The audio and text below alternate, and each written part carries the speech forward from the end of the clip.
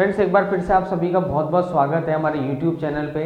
और फ्रेंड्स आज हम लोग बात करने वाले हैं हमारे मिड ब्रेन के थर्ड वीडियो की, जो कि हमारा फाइनल वीडियो भी होने वाला है। जैसा कि आप लोगों ने हमारा फर्स्ट और सेकंड पार्ट इस वीडियो का देख रखा होगा, जिसके अंदर हमने ब्रेन के पूरे स्ट्रक्चर्स के बारे में बेसिकली जाना, हमारे ब्रेन किस तरीके से काम करता है, हार्मोन्स और ग्लैंड्स, इनके बारे में हमने डिटेल से पूरा डिस्कशन करा। आज का जो हमारा वीडियो होने वाला है, इस वीडियो में हम लोग जानेंगे कि आखिर ये जो मिड ब्रेन है, इसमें इसको पीनियल ग्लैंड क्यों कहा जाता है, इसके कहाँ कहाँ पे किस प्रकार से रोल हैं। जैसे कि हम लोग जानते हैं कि अभी सूडो साइंस के अंदर, आर्ट्स के अंदर इसका काफ़ी जो है रोल रहा है। या फिर हम लोग बात करें जैसे कि एक फेमस फ्रेंच फिलोसफर है रेने डेस्कार्टे, जिन्होंने कहा है कि pineal is the seat of the soul. So ये जो सारी चीज़ें हैं ये किस तरीके से वर्क करती है। और जो हम लोग एक चीज़ इस वीडियो में शुरू से बात कर रहे हैं, ब्लाइंड फोल्डेड जो बच्चे जो होते हैं, जो कि जिनके आप आंखों पे अगर कॉटन लगा के पट्टी भी बांध देते हैं, उसके बाद भी वो सारी चीज़ें वैसे ही बता पाते हैं जैसा कि आप और मैं खुली आंखों से कर रहे हैं। जी हाँ दोस्तों, हो सकता है जो लोग ये वीडियो पहली बार देख रहे होंगे उन्हें लग रहा होगा कि how can it be possible, ये चीज़ कैसे हो सकती है। लेकिन दोस्तों ये चीज़ बिल्कुल सच है, और इसीलिए हमने इस वीडियो को पूरा साइंस बैकग्राउंड के थ्रू आप लोगों तक पहुंचाने का और समझाने का प्रयास करा। और इस वीडियो के अंदर आपको हम लाइव ऐसे बच्चे से भी मिलवाने वाले हैं जो ये सारी चीज़ें आपको करके दिखाएगा। वैसे तो आप हमारे चैनल पर अगर आ चुके हैं तो आप ऑलरेडी इस तरीके के वीडियोस देख सकते हैं। सो चलिए वीडियो को स्टार्ट करते हैं और डिटेल से जानते हैं। तो जैसा कि आप पुराने वीडियो में जान चुके हैं कि हमारे ब्रेन के जो हैं दो पार्ट होते हैं, एक लेफ्ट ब्रेन होता है और एक राइट ब्रेन होता है। वैसे कि हमने पूरा डिटेल में जाना है ब्रेन के बारे में। सो बेसिकली हमारा जो लेफ्ट ब्रेन और राइट ब्रेन, इन दोनों को जो ब्रेन कनेक्ट करता है उसे हम लोग नॉर्मल भाषा में इंटर ब्रेन कहते हैं, और इसी को ही मिड ब्रेन के नाम से भी जाना जाता है। लेकिन दोस्तों इसका जो बायोलॉजिकल नेम होता है वो होता है पीनियल ग्लैंड। सो जो कि इस वीडियो की हमारी टैगलाइन भी है, पीनियल ग्लैंड। अब ये जो पीनियल ग्लैंड है ये वैसे तो इसे थर्ड वेंट्रिकल के अंदर इसकी पोजीशनिंग होती है ब्रेन की, सॉरी इस ग्लैंड की। और ये जो ग्लैंड है, अगर हम इसकी साइज की बात करें तो ये चावल के दाने जितना सा ग्लैंड होता है। ओके, और इसके जो जैसे हमने बताया कि इस ग्लैंड के बहुत सारे फंक्शंस होते हैं, बहुत सारी चीज़ें होती है। और इस ग्लैंड के बारे में कहा जाता है कि एक प्रकार का ये एट्रोफाइड फोटो रिसेप्टर भी है, और इसे थर्ड आई का रेमिनेंट भी माना जाता है। तो जैसे कि अब हम लोग पीनियल ग्लैंड की लोकेशन वगैरह ये सारी चीज़ तो समझ चुके हैं। अब बात करते हैं कि आखिर वो जो चमत्कारी शक्तियाँ जो बच्चों के अंदर डेवलप हो जाती है, उसके पीछे की मेथोडोलॉजी क्या है। अब वो चीज़ें कैसे होती है उसको समझने के लिए सबसे पहले हमको ये समझना पड़ेगा कि आखिर ये जो चीज़ है ये किस एज ग्रुप के बच्चों में हो पाती है। तो ये जो चीज़ है ये अमूमन हमने इतने सालों के, हमारे 7 साल के अनुभव में देखा है कि 5 साल से 15-16 साल तक के एज ग्रुप का जो बच्चा है, अगर उसको जो अभी मैं चीज़ें आपको बताने वाला हूँ, ये चीज़ें अगर उन बच्चों को कराई जाती है तो उनमें एक चमत्कारी शक्ति क्या डेवलप हो जाती है, और सारी चीज़ों के साथ में कि वो बच्चा ब्लाइंड फोल्डली सारी चीज़ें कर पाता है। अब यहाँ पर एक सवाल ये उठता है, कई लोग कहते हैं कि सर ये बड़े लोगों के साथ क्यों नहीं होता, या ऐसा क्यों है कि सिर्फ बच्चे ही इसको कर पाते हैं। तो उसका जवाब भी मैं यहाँ पे साथ के साथ ही वीडियो में देता जाता हूँ। एक चीज़ होती है जिसे हम लोग कहते हैं ब्रेन सैंड। अब ये ब्रेन सैंड क्या चीज़ होती है, इसको इस तरीके से समझ लीजिए। जैसा मैंने आपको बताया था कि हमारे जो ग्लैंड होता है, समय के साथ क्या होता है कि इसमें कैल्सिफिकेशन होना स्टार्ट हो जाता है। कैल्सिफिकेशन का मतलब क्या होता है कि कैल्शियम का डिपॉजिट होना स्टार्ट हो जाता है। और इसको अगर आप पूरा साइंस बैकग्राउंड से समझें तो ऐसा समझ लीजिए कि जब अगर आप इसको प्लेन एक्सरे ऑफ स्कल, जब आप स्कल का प्लेन एक्सरे करवाते हैं तो उसमें वो चीज़ आपको एकदम एज इट इज जो ग्लैंड है वो दिख जाएगा। तो कहने का मतलब क्या है कि जब तक उसमें वो कैल्सिफिकेशन नहीं होता, वो एज ग्रुप रहता है हमारा 5 से 16 साल। उस बीच में अगर इस ग्लैंड को एक्टिवेट कर दिया जाए तो ताउम्र ये ग्लैंड एक्टिवेट रहता है, और वो चमत्कारी जो चीज़ें हम लोग बताते हैं वो सारी चीज़ें हो पाती हैं। अब इसकी मेथोडोलॉजी क्या है, चलिए उसको भी जान लेते हैं। सबसे पहले इसके अंदर हम लोग क्या कराते हैं, बच्चों को हम लोग कुछ ब्रेन जिम के एक्सरसाइजेस करवाते हैं। अब आप लोग कहेंगे कि ये ब्रेन जिम एक्सरसाइजेस क्या होती है। भाई हमने योगा सुना है, वेट ट्रेनिंग सुना है, और बहुत तरीके के एक्सरसाइज की फॉर्म सुनी है, लेकिन ये ब्रेन जिम एक्सरसाइजेज क्या होती है। दोस्तों ब्रेन जिम एक्सरसाइजेज वो एक्सरसाइजेज होती है जिनके अंदर आपका जो ब्रेन है वो कंफ्यूज होता है, या ब्रेन की एक्सरसाइजेज होती है। जैसे कि मैं कुछ एक एक्सरसाइज आपको बताता हूँ। जैसे कि आप क्या कर सकते हैं, सपोज ये आपका राइट हैंड है, इसको आप लोगों को ऐसे चलाना है बाहर की तरफ। अभी आप लोग वीडियो देखते हुए भी कर सकते हैं, इस तरीके से चलाइए। अब इसको रोक लीजिए, इस वाले जो हमारा लेफ्ट हैंड है इसको अंदर की तरफ चलाइए। बहुत इजीली कर रहे हैं अगर आप सिंगल सिंगल कर रहे हैं तो। अब करना क्या है कि इन दोनों को एक टाइम पे चलाना है, जैसे कि इस तरीके से, एक को बाहर और एक को अंदर। अभी जितने लोग वीडियो देख पा रहे हैं बहुत कम लोग होंगे जो चीज़ को कर पा रहे होंगे। अब ये चीज़ हुई क्यों, इसके पीछे का हम लोग साइंस भी समझते हैं। हमारे ब्रेन के अंदर क्रॉस सेक्शन होता है। जब हमने इस पार्ट को ऐसे करने को कहा तो सिंगल इन्फॉर्मेशन ब्रेन के अंदर गई, हमने बहुत ईजिली कर लिया। जब ये कहने को कहा तो भी कर लिया। लेकिन जब दोनों प्रोसेस एक साथ करने को कहा गया तो ऊपर क्या हुआ कि ब्रेन कंफ्यूज हो गया, दोनों चीजें एक साथ नहीं की। तो ब्रेन को क्या करना पड़ा, इसके लिए स्ट्रेच करना पड़ा। एक तरीके की ब्रेन की ये क्या हो गई, एक्सरसाइज हो गई। एक एक्सरसाइज मैं आपको वर्बली बता देता हूँ, आप लोग ट्राई कर सकते हैं। आपको जस्ट क्या करना है, एक चेयर के ऊपर बैठना है और अपना जो पाँव है उसको कुछ इस तरीके से चलाना है। ओके, एक को क्लॉकवाइज चलाना है और एक को एंटी क्लॉकवाइज चलाना है। दोनों सिंगल सिंगल चलाओगे, बहुत इजीली कर सकते हो। अब करना क्या है कि इस एक्सरसाइज को एक साथ करना है। एक टाइम पे एक पाँव को क्लॉकवाइज चलाना है और एक को एंटी क्लॉक चलाना है। तो इसी प्रकार की 50 से ज़्यादा एक्सरसाइजेज हम लोग बच्चों को, जो हमारा ट्रेनिंग वर्कशॉप होता है उसके अंदर कराते हैं। जैसे दो एक्सरसाइज आपने देखी, इस तरीके की लगभग 50 एक्सरसाइजेज बच्चों को इस सेशन के अंदर सीखने को मिलती है। इसी के साथ में कुछ वीडियोज़ होते हैं जो बच्चों को दिखाए जाते हैं, कुछ फन एक्टिविटीज़ होती है और योगा वगैरह की कुछ एक्सरसाइज वगैरह भी करवाई जाती है। और साथ में एक म्यूजिक होता है जो कि वैज्ञानिकों द्वारा तैयार करा हुआ म्यूजिक है। अब आप लोग कहेंगे कि म्यूजिक थेरेपी क्या चीज़ है। एक्चुअली इसको ऐसे समझ लीजिए, जब हम लोग ब्रेन की कोई भी एक्सरसाइज करते हैं, ध्यान लगाते हैं, योगा करते हैं या हमारे ब्रेन को अल्फा या बीटा कुछ ऐसे स्टेट ऑफ माइंड्स में लेके जाते हैं, तो उसके लिए क्या होता है कि हमको बहुत सालों का अनुभव चाहिए। लाइक मेडिटेशन के अंदर स्टेजेस होती है, first stage, second stage, higher stage तक जाने के लिए आपको बहुत सालों का अनुभव चाहिए और बहुत कुछ गिनी चुने चुनिंदा लोग ही ये चीज़ कर पाते हैं। लेकिन जापान के जो वैज्ञानिक हैं उन्होंने इसका तोड़ निकाल लिया। उन्होंने एक म्यूज़िक थेरेपी बना दी कि इस एज ग्रुप के बच्चों को अगर ये म्यूज़िक आप डायरेक्ट सुनाओगे तो उनका जो ब्रेन है वो स्टेट के अंदर पहुँच के, और ये जो पर्टिकुलर चीज़ जो हम बता रहे हैं, ये ग्लैंड जो है बच्चों का एक्टिवेट हो जाता है। ये सारी, इसमें सारी चीज़ें लगती है। और ये होता कैसे है, इसके अंदर एक हार्मोन का भी सीक्रेशन होता है जिसका नाम होता है मेलाटोनिन हार्मोन। पीनियल ग्लैंड, जैसा कि हम लोग वीडियो में बात कर रहे हैं, इस पीनियल ग्लैंड से एक हार्मोन सीक्रेट होता है जिसे हम लोग कहते हैं मेलाटोनिन हार्मोन। और इस हार्मोन को सीक्रेट होने की भी एक सीक्रेट साइंस है। जैसे कि ये जो हमारी क्लासेस होती है ये हमेशा डार्क, अंधेरे वाले रूम में करवाई जाती है। कहने का मतलब जहाँ पे बिल्कुल कम रोशनी हो, क्योंकि जो मेलाटोनिन होता है उसको एक अनइंटरप्टेड डार्कनेस का पीरियड चाहिए, क्या करने के लिए, एक्टिवेट होने के लिए। सो इसीलिए हम लोग बच्चों को डार्क रूम के अंदर ये जो एक्सरसाइजेज है, जहाँ पे रोशनी कम होती है, वहाँ पे ये सारी वर्कशॉप जो है वो कंडक्ट की जाती है। और उसका रिजल्ट जो है वो ये रहता है कि हमारे जो बच्चे हैं, जिनके अगर आप आंखों पे कॉटन लगा के पट्टी बांध देंगे तो वो किसी भी कलर को, लाइक आज में कोई रेड, ब्लू, कोई भी पर्टिकुलर कलर होगा उस पर, किसी ऑब्जेक्ट के ऊपर, तो जस्ट इसको टच करेंगे, स्मेल करेंगे और आपको बता देंगे कि ये क्या कलर है। अगर आप उन्हें अगर कुछ पढ़ने के लिए देंगे, लाइक न्यूज़पेपर आपने दे दिया या फिर आपने ID कार्ड वगैरह दे दिया, तो उसको वैसे ही बता पाएंगे जैसा आप और मैं खुली आंखों से कर रहे हैं। यहाँ पे कुछ लोग ये भी कह सकते हैं कि ये ब्रेन लिपि तो नहीं है।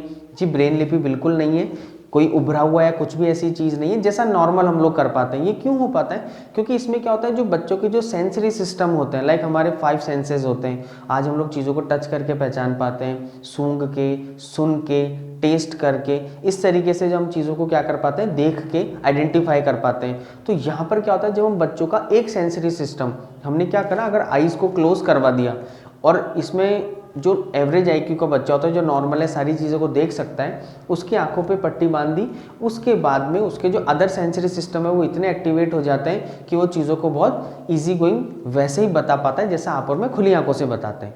अब यहाँ पर एक चीज़ बहुत इंपॉर्टेंट ये जानने वाली है कि हमको बच्चों को ये जादूगर वगैरह ये जो चीज़ें, एक तरीके का ये जादूगरी जैसा लगता है कि हालांकि ये तो है कि बच्चों में एक एडिशनल चीज़ आ गई, लेकिन इसका यूज़ क्या है, तो उसके ऊपर बात करते हैं। सबसे इम्पॉर्टेंट चीज़ ये है कि हमारा उद्देश्य जो है वो बच्चों को जादूगर बनाना नहीं है, ना कुछ इस तरीके की कोई एक्टिविटी बच्चों से करानी है, लेकिन ये जस्ट एक सिम्टम है। अब मोस्टली होता क्या है, कई लोगों को, जैसे आपने देखा होगा, कई लोग बहुमुखी प्रतिभा के धनी होते हैं, कहने का मतलब बहुत इंटेलिजेंट होते हैं, सारी चीज़ें होती है। तो यहाँ पर मैं आपको साइंस के थ्रू चीज़ समझा रहा हूँ। इसको ऐसे समझ लीजिए कि हमारे ब्रेन के 2 पार्ट होते हैं, एक लेफ्ट ब्रेन होता है, एक राइट ब्रेन होता है।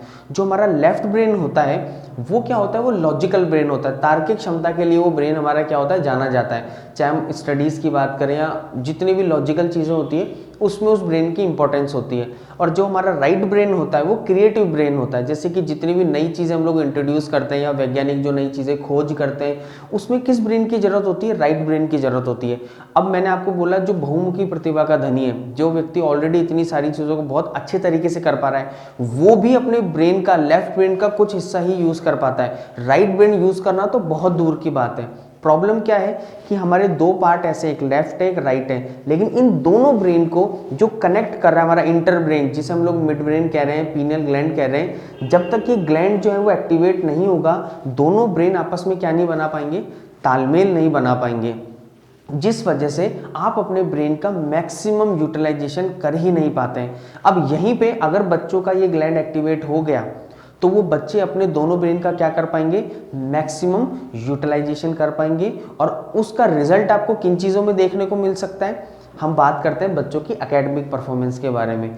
चाहे वो जो भी हो, बच्चों की एकेडमिक परफॉर्मेंस में आपको बहुत ग्रोथ देखने को मिलेगी। अगर हम बात करें बच्चों के किसी भी चीज़ को समझने की मैच्योरिटी, वो बच्चों की बहुत अच्छी डेवलप होती है। बच्चों का कॉन्फिडेंस लेवल बहुत गजब का डेवलप हो जाता है। इसके साथ में अगर हम लोग बात करें बच्चों की लर्निंग एबिलिटी की, बच्चों की किसी भी चीज़ की जो लर्निंग एबिलिटी है वो पहले से बहुत बेहतर हो जाती है। और यहाँ पर क्या होता है, बच्चे का पूरे हर फील्ड के अंदर बच्चे का कहीं ना कहीं क्या होता है? विकास होता है, क्योंकि बच्चा अपने ब्रेन का क्या करने लग गया?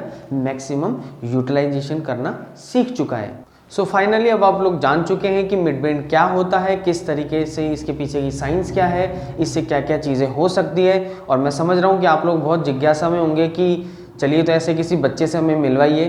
तो मैं अब आप लोगों को एक ऐसे बच्ची से इंट्रोड्यूस करवाने वाला हूँ जिसका नाम है मेघा गहलोत। और ये जो बच्ची है काफ़ी न्यूज़ चैनल्स पे आ चुकी है, ETV राजस्थान पे जा चुकी है और वहाँ पे इस बच्ची ने बहुत अच्छा परफॉर्म करा है। और इस चीज़ का भी रिजल्ट आपको इस वीडियो में मिल जाएगा कि इस बच्चे को जो हमने क्लास है वो आज के 5 साल पहले कराई थी।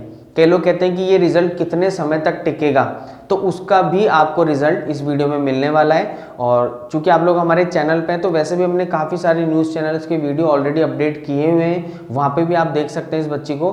खैर इस वीडियो में मैं अब आपको इस बच्ची से मिलवाता हूँ, ये अपना अनुभव शेयर करेगी, किस तरीके से इसने ये चीज़ें सीखी और क्या इसको एक्सपीरियंस हुआ, क्या इसको अनुभव हुआ। तो देर नहीं करते, उस बच्ची से मिलते हैं।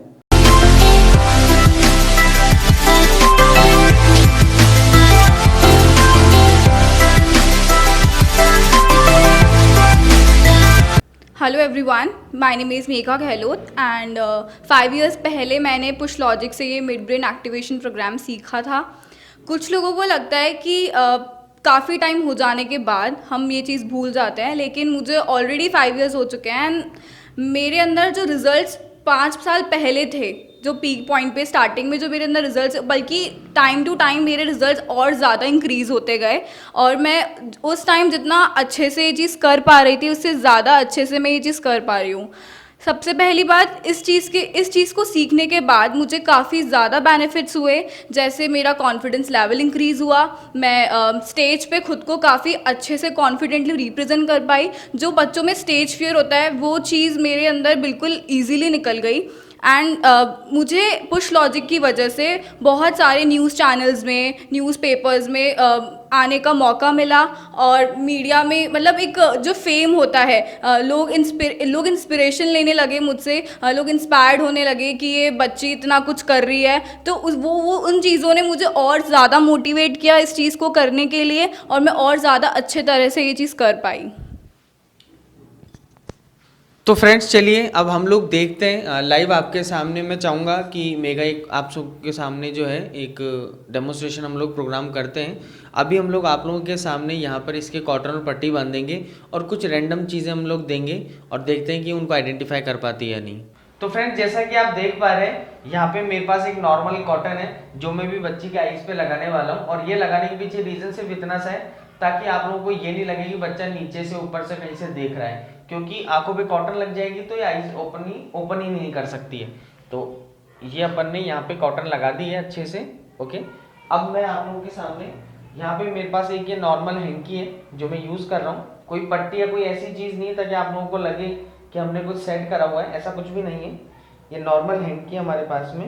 ओके, सो अब मैं ये हैंकी जो है ये यहाँ पर इनके लगा देता हूँ।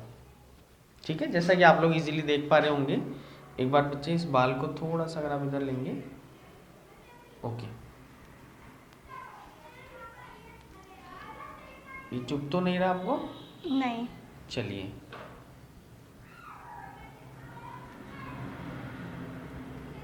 सो फ्रेंड्स यहाँ पे हमने अच्छे से चीज़ों को लगा दिया है। सो अब हम लोग स्टार्ट करते हैं। यहाँ पे आप लोग स्क्रीन पे देख पा रहे होंगे, मैं आपको और क्लोजली दिखा देता हूँ। आप देख सकते हैं, ये इसका सीरियल नंबर भी आप लोग देख सकते हैं। ओके, अब हम लोग बच्ची से आइडेंटिफाई कराएंगे कि ये कितने का नोट है और इसमें क्या लिखा हुआ है। 50 रुपीज़ नोट एंड इसका सीरियल नंबर है OCH 786110।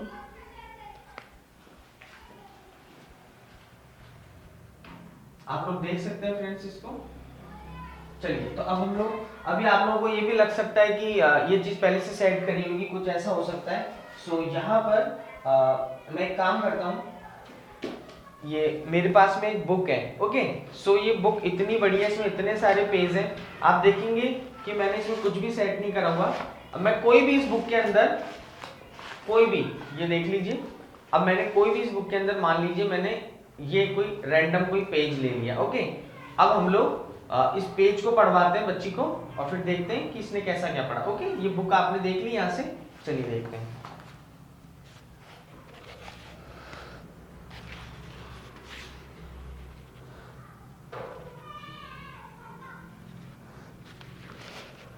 Of value I would gain from reviewing my journals. I pulled out a sheet of blank paper, drew a line down the middle. Okay okay, ये page number कौन सा बेटा?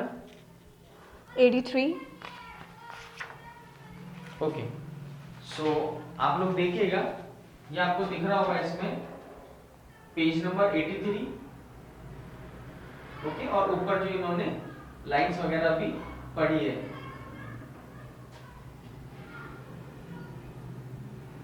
चलिए, हो सकता है आपको लगेगा मैं एक बार और इसको कर लेता हूं।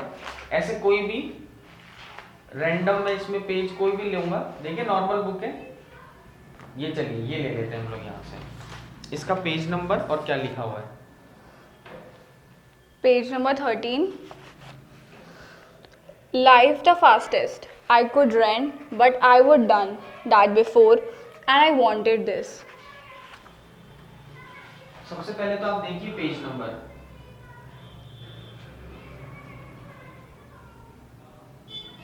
आप देखिए जो इन्होंने पढ़ा।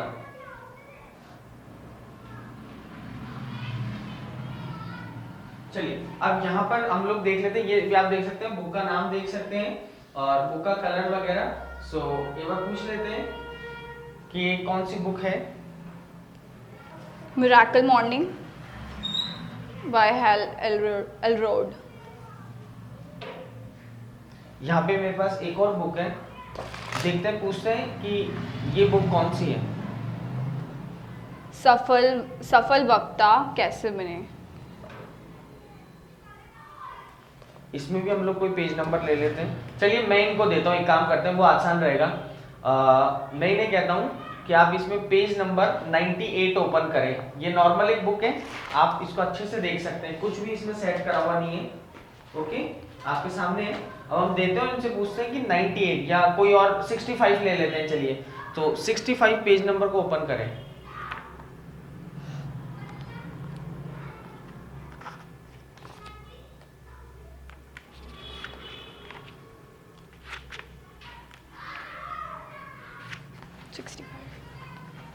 ये देखिए दोस्तों,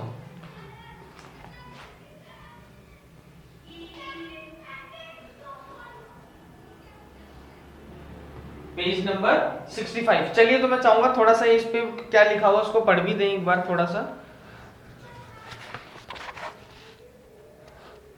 जाने वाली बातों के बारे में सोचने में 1/3 समय लगता हूँ और तो 2/3 समय उसके बारे में और उसके द्वारा कही जाने वाली बातों के बारे में सोचने में लगता हूँ।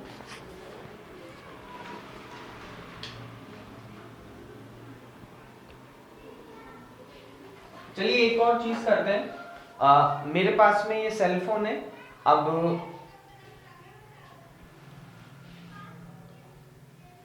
इसमें टाइम आप लोग देख पा रहे हैं, क्या टाइम हो रहा है आप सभी को दिख रहा होगा।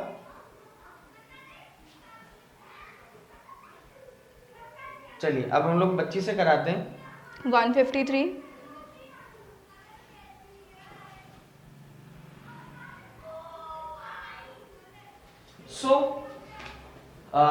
जैसा कि अभी आप लोगों ने देखा, इस तरीके से ये बच्ची सारी चीजें कर पा लेती है। आपने इनका एक्सपीरियंस भी जाना, और इसी तरीके से कोई भी कलर हो, पैरों से न्यूज़पेपर पढ़ना हो, चाहे कोई भी चीज़ हो, ये बच्ची बहुत आसानी से कर लेती है। अब हम लोग बात करते हैं और जानते हैं कि आखिर स्टडीज में इनको क्या जो है अनुभव हुए यहाँ से क्लास करने के बाद में।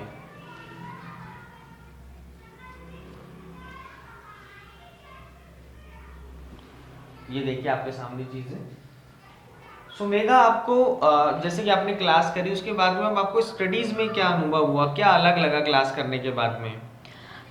क्लासेस करने के बाद में मेरे पर्सनल लाइफ में, एकेडमिक्स में काफ़ी सारे चेंजेस आए। जैसे कि मुझे चीज़ें जल्दी याद होने लगी। मतलब जिस चीज़ को लर्न करने में मुझे मैक्सिमम 15 मिनट्स लगते थे, उसको लर्न करने में मेरे को 2-3 मिनट ही लगने लगे। मतलब मेरा टाइम काफ़ी ज़्यादा कम होने लगा। मेरी जो कैचिंग पावर है वो थोड़ी अच्छे से इंक्रीज़ हो गई। मेरे एकेडमिक्स में मार्क्स भी काफ़ी अच्छे इंक्रीज़ हुए एंड कॉन्फिडेंस लेवल बढ़ा। और दूसरी चीज़, हर बच्चे में अलग अलग चेंजेस आते हैं। ज़रूरी नहीं है जो चीज़ें मैं फ़ील कर रही हूँ वो हर कोई स्टूडेंट फ़ील करे। मुझे कुछ चीज़ें इंट्यूशंस भी आने लगे। मतलब पहले से किसी चीज़ों का एहसास होने लगा कि अब क्या होगा। मतलब समथिंग, थोड़ा बहुत कुछ इंट्यूशंस होते हैं, इस टाइप की भी मुझे फीलिंग को एक्सपीरियंस करने का मौका मिला। और धीरे धीरे ये चीज़ें, जैसे जैसे मैं इस चीज़ को और ज़्यादा करने लगी, और ज़्यादा डिटेल में जाने लगी, ये चीज़ें और ज़्यादा इम्प्रूव होने लग गई। सो फ्रेंड्स, जैसे कि आप लोगों ने जाना अभी ये सारी चीज़ें, हमने पूरे वीडियो के अंदर मिड ब्रेन को अच्छे से समझा, और आज हम लाइव बच्ची से भी मिले हैं, इन्होंने भी अपना एक्सपीरियंस भी शेयर करा, और आप लोगों के लिए एक डेमोन्स्ट्रेशन भी यहाँ पे किया गया। सो आई होप आप लोगों को वीडियो पसंद आया होगा, और आप लोग इसी तरीके की, ये तो आज हमने सिर्फ मिड ब्रेन के एक प्रोग्राम की बात करी है, इसी तरीके के हमारे पास में और बहुत सारे यूनिक ऐसे प्रोग्राम हैं जो कि एजुकेशन सेक्टर में धूम मचा सकते हैं। और अगर आप लोग भी लुकिंग जोन में हैं कुछ इस तरीके का, या तो वर्कशॉप करवाना चाहते हैं अपने बच्चों को, या फिर आप एज ए बिजनेस इसको सेटअप करना चाहते हैं, तो आप दिए गए बोर्ड लाइन नंबर पे हमसे संपर्क कर सकते हैं और इसके बारे में और ज़्यादा जानकारी ले सकते हैं और अपना खुद का एक नया बिजनेस स्टार्ट कर सकते हैं। Thank you so much.